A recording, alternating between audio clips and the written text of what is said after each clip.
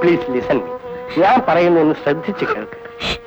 എന്റെ സൈമണെ കൊന്ന അലോഷ്യസ് മുതലാളിയെ കെട്ടണമെന്നല്ലേ ഡാഡി പറഞ്ഞു വരുന്നത്? അയാൾ അത്തരക്കാരനല്ല മോളെ. അയാൾ ഇന്ന് കോടീശ്വരനാണ്. അയാളെക്കാൾ വലിയ കോടീശ്വരന്മാർ വേറെയും കാണും. അയാൾ നല്ലൊരു തുക ഇങ്ങോട്ട് തരാമെന്ന് സമ്മതിച്ചിട്ടുണ്ട്. അമ്മയ്ക്കും പണമാണ് ആവശ്യം അല്ലേ? ചത്തവന് വേണ്ടി കാത്തിരുന്നിട്ട് എന്ത് കാര്യം? ഞാൻ പറഞ്ഞതനുസരിച്ച് അയാൾ കല്യാണത്തിന് മന്ത്രകോടി വാങ്ങിക്കഴിഞ്ഞല്ലോ. അത് ശവക്കൂടിയായി മാറാൻ പോവാണ്. നിനക്ക് സൂയിസൈഡ് ചെയ്യാം, ഞങ്ങളോ? ഇവിടെ ആണെങ്കിൽ കഴുത്തറ്റ കടമാ. ആ കട എങ്ങനെ വീട്ടാനാ? നിങ്ങൾക്ക് സുഖമായി ജീവിക്കാൻ എന്നെ വിൽക്കണമല്ലേ?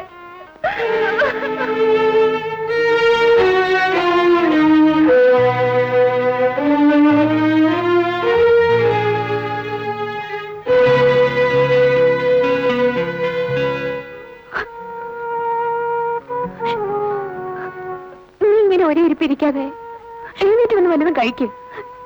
ജോലി എനിക്കിങ്ങനെ തീർന്ന് കഴിയാൻ വയ്യ. പലരും പല വഴിക്ക് പോയിരിക്കല്ലേ. വരട്ടെ.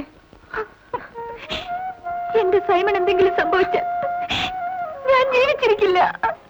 നീ ഇതിനെ കിടന്നും ചിന്തിക്കാതെ. സൈമൺ ജീവിച്ചിരിപ്പില്ലെന്ന് പറഞ്ഞ് വീട്ടിൽ പുതിയ വിവാഹാലോചന നടക്കുക. ഇത്ര ഹൃദയശൂന്യമായി പെരുമാറാൻ അവർക്ക് എങ്ങനെ കഴിയുന്നു? ഡാഡിയെ നിനക്കറിയാലോ, മദ്യക്കുപ്പിയുടെ മുമ്പിൽ അറിയാതെ വാലാട്ടി പോകുന്ന പ്രകൃതക്കാരനായി പോയി. അലോഷ്യസ് മുതലാളി നിന്നെ കെട്ടാൻ പോകുന്നത് കേട്ടല്ലോ. ജൂലി, നിനക്കെങ്കിലും എന്നെ വിശ്വാസമല്ലേ? ഏതായാലും കുറച്ചു ദിവസം കൂടി പിടിച്ചു നിൽക്കൂ.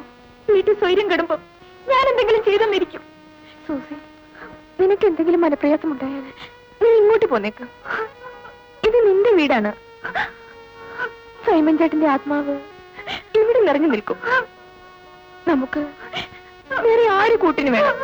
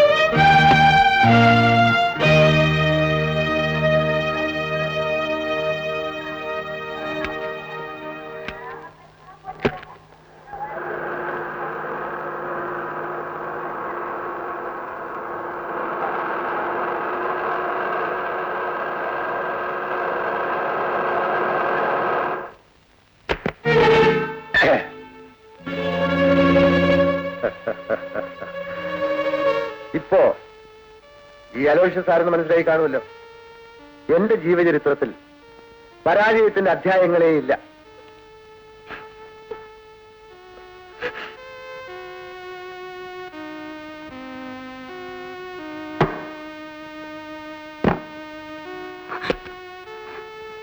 ഇതാ, ഇത് നിനക്ക് വേണ്ടി വാങ്ങിച്ച വിവാഹ വസ്ത്രങ്ങളാണ്. ഈ മന്ത്രകോടി ശവക്കോടിയാക്കി മാറ്റുമെന്നല്ലേ നീ ഭീഷണി മുഴക്കിയത്? തുറക്കട്ടെ. രണ്ടിലൊന്ന് ഇപ്പോഴിവിടെ വെച്ചറിയണം. ഒന്നുകിൽ ഈ വിവാഹവസ്ത്രം അണിഞ്ഞ് സുസ്മേരവദനിയായി നീ എന്നോടൊപ്പം ശയിക്കണം. ഇല്ലെങ്കിൽ നിന്നെ കൊന്ന് ആ ശവശരീരത്തിൽ ഈ കോടി ഞാൻ അണിയിക്കും.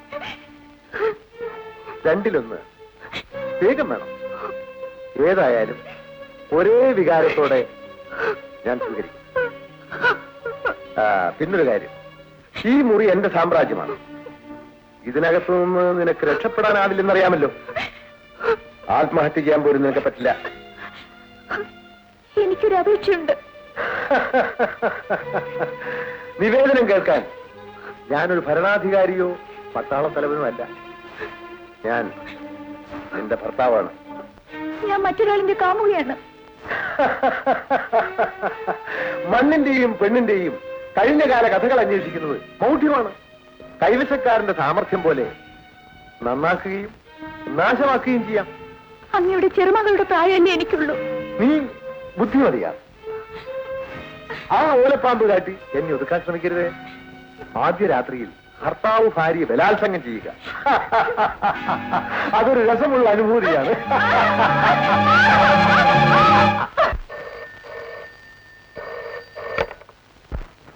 Hello, yes sir. ഇന്ന് ഇരുട്ടി വെളുക്കുന്നതിനകം ജൂലി ഞങ്ങൾ കൊണ്ടുവരും. അവൾ മുതലാളി മുൻപിൽ ഡാൻസ് ചെയ്തിരിക്കും. Yes sir. ഓക്കെ.